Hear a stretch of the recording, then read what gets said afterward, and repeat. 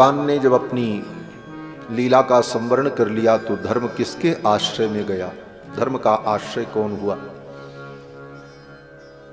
इन 6 प्रश्नों का उत्तर देते हुए सूत जी महाराज सौनकादि मुनियों को कथा सुनाते। सर्वप्रथम सूत जी महाराज ने अपने गुरु जी को, सुखदेव जी महाराज को प्रणाम किया है। भगवान को बाद में प्रणाम किया। किसी भी व्याख्यान और कथन के पूर्व श्रेष्ठ जनों को, भगवान को, देवताओं को अपने अपने भावना के अनुकूल प्रणाम करके तब शुभारंभ करना, यह एक वैदिक सनातन परंपरा है। और इस परंपरा के अनुकूल हर व्यक्ति मंगलाचरण करके तब कार्य का शुभारंभ करता है। श्री सूत जी महाराज ने पहले सुखदेव जी को प्रणाम किया, गुरु जी को प्रणाम किया, भगवान को बाद में प्रणाम किया। क्यों? तो कहते हैं गुरु जी ने ही तो भगवान को बताया, तब जाने भगवान को। तो पहले तो गुरु जी को जाने और तब गुरु जी ने भगवान को जनाया, तो पहले तो गुरु जी का ही फिर स्तवन होना चाहिए। इस भाव से सूत जी महाराज ने 2 श्लोकों में अपने गुरु जी की स्तुति की। पहले श्लोक में गुरु जी के अपने आचार्य के वैराग्य का वर्णन किया। हमारे गुरुदेव का वैराग्य और ज्ञान कितना महान है। शिष्य को अपने गुरु के ज्ञान वैराग्य पर अभिमान होना चाहिए। इसको हमारे यहां आचार्याभिमान कहा गया। हमारे आचार्य परम ज्ञानी हैं, हमारे आचार्य परम वैराग्य संपन्न हैं। इस बात का शिष्य को अभिमान होना चाहिए। इसे कहते हैं आचार्याभिमान।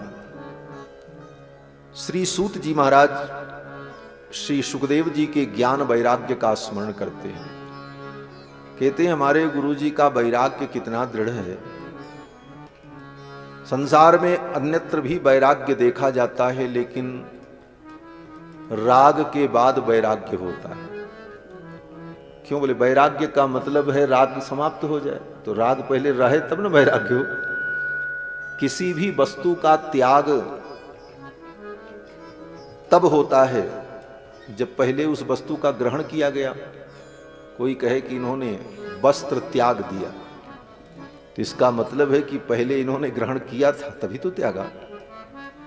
त्याग सदा ग्रहण पूर्वक होता है, निषेध सदा विधि पूर्वक होता है। अगर निषेध किया गया कि आज भोजन मत करो, इसका मतलब पहले आप कर रहे थे। तो त्याग और निषेध ये विधि पूर्वक होता है, अर्थात उसके पहले उसकी विधि रहती है, बाद में उसका त्याग होता है। तो दुनिया में बड़े बड़े त्यागी हुए जिन्होंने सब कुछ त्यागा, परंतु उन्होंने पहले उसे पकड़ा, ग्रहण किया, तब बाद में छोड़ा। जब समझ आई तब छोड़ा। लेकिन धन्य है सुखदेव जी महाराज जिन्होंने संसार को पकड़ा ही नहीं। यम प्रव्रजंतमनुपेतम अपेत कृत्यम द्वैपायनो विरह कातर आजुहाव पुत्रेति तन्मयतया तरवोभिनेदुस्तम सर्वभूत हृदयम मुनि मानतोस। सुखदेव जी महाराज जब प्रकट हुए तो जन्म लेते ही जंगल की ओर चल पड़े, सब कुछ त्याग दिया। अब कहना तो यही पड़ेगा, सब कुछ त्याग कर जंगल की ओर चल पड़े। परंतु उन्होंने ग्रहण ही कुछ नहीं किया था, तो त्यागना क्या था? कपड़ा तक नहीं पहने थे। कोई भी संस्कार उनका नहीं हुआ, यहां तक कि उपनयनादि संस्कार भी नहीं हुआ। सुखदेव जी ने सोचा जिस वस्तु को त्यागना है उसे ग्रहण ही क्यों किया जाए। प्रक्षालनाद ही पंकस्य दूराद स्पर्शनम वरम। नीतिकारों ने कहा कि पैर में कीचड़ लग जाए तब उस कीचड़ को धुला जाए, इससे अच्छा है कि कीचड़ लगे ही ना, लग जाए और तब धुलें तो ये बुद्धिमानी है। ठीक, अच्छी बात है, कीचड़ लग गया था हमने धुल लिया, लेकिन बुद्धिमानी तो ये है कि कीचड़ लगने ही ना पाए। तो सुखदेव जी महाराज का त्याग ऐसा ही त्याग है। सब कुछ छोड़कर चल पड़े। पिताजी पीछे पीछे दौड़ते रहे। पिताजी ने कहा बेटा रुक जाओ वेदव्यास जी, लेकिन सुखदेव भगवान नहीं रुके और जंगल में जाकर समाधि में बैठ गए। समाधि में जाकर के विराजमान हो गए।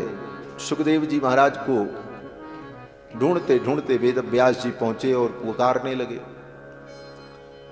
तो जंगल के जितने वृक्ष थे उन वृक्षों से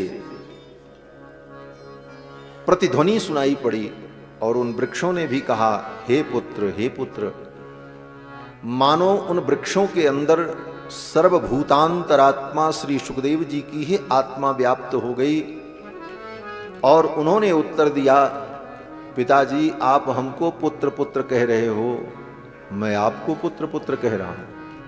क्यों? बोले अनंत अनंत जन्मों में आप मेरे पिता बने, अनंत अनंत जन्मों में मैं आपका पिता बना।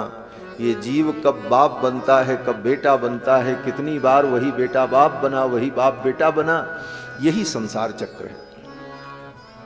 आगे श्री सूत जी महाराज ने अपने गुरु जी की करुणा का स्मरण किया। आचार्य के अंदर ज्ञान हो, वैराग्य हो, तप हो, त्याग हो, लेकिन अगर करुणा नहीं है आचार्य के अंदर तो ऐसे आचार्य के द्वारा, ऐसे गुरु के द्वारा शिष्य का कल्याण नहीं हो पाता। कारण बोले त्याग है, वैराग्य है, ज्ञान है, साधना है, सब कुछ है, लेकिन संसार के किसी प्राणी के प्रति, दुखी के प्रति, दीनहीन के प्रति, अज्ञानी के प्रति उनके हृदय में जब तक करुणा उत्पन्न नहीं होगी तब तक वो उपदेश ही नहीं करेंगे। अगर करुणा नहीं तो फिर वो समाधि में बैठकर अपना कल्याण कर सकते हैं, ऐसे आचार्य के द्वारा जीव का कल्याण फिर नहीं हो पाता। करुणा के परवश होकर जब आचार्य उपदेश करते हैं, मार्गदर्शन करते हैं, तब जीव का कल्याण होता है। सुखदेव जी परम ज्ञान संपन्न जंगल में जाकर के समाधि में बैठ गए, लेकिन समाधि में ही नहीं बैठे रहे, उनके अंदर अपार करुणा थी। कैसी करुणा? बोले संसारिणाम करुणयाः पुराण गुह्यम तम व्याससूनुमुपयामि गुरुम मुनीनाम। सूत जी कहते हैं मेरे गुरु जी ने कितनी करुणा की कि राजा परीक्षित को यह कथा सुनाई तो मुझे भी सुनने को मिल गई।